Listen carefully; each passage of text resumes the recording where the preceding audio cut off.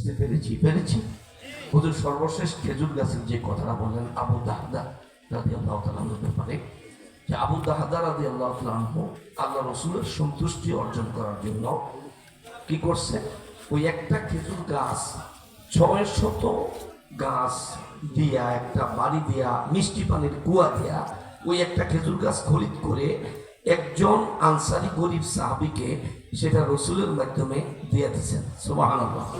তো রসুল কি বলছেন, এটার বিনিময়ে তোমাকে আল্লাহ থেকে রসুল সুপারিশ করে কি দিবেন, একটা জান্নাত। কি দিবেন, একটা জান্নাত। আলহামদুলিল্লাহ, একটা মোবারক মজলিস। হুজুর তানের উপর যে বয়ান করেছেন, আমি এখানে কথা বলা অন্যায় হুজুরের সামনে, এই জন্য আমি কথা বাড়াচ্ছি না, বলছি না। আপনারা আল্লাহরে খুশি করতে এই আওলাদে রসুলের সামনে সাহাবায়ে কেরাম যেভাবে ইসলামের জন্য নিজের জান কোরবানি করেছেন, মাল কোরবানি করেছেন, বিবিকে